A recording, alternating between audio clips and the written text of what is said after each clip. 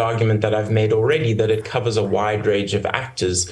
You'll see, for example, early on in the book that we have actors implicated in funding the National Party, for example. And we also have those big multinational banks that aided and abetted the apartheid regime by laundering funds and allowing weapons to come into the country.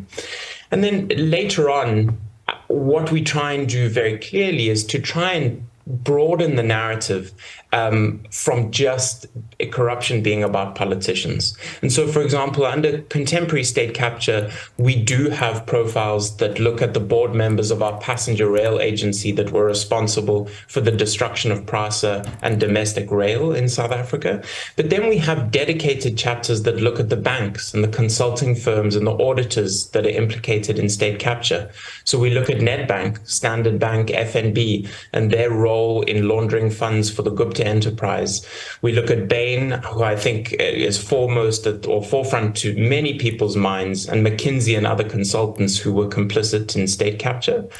And then we look at the systemic failures of PwC, Deloitte, EY, KPMG, those audit firms, again, who are deeply implicated in systemic state capture around the world, but in particular in South Africa as well. And then we finish finally with those prosecutors within the MPA who are implicated in wrongdoing and have not been held to account.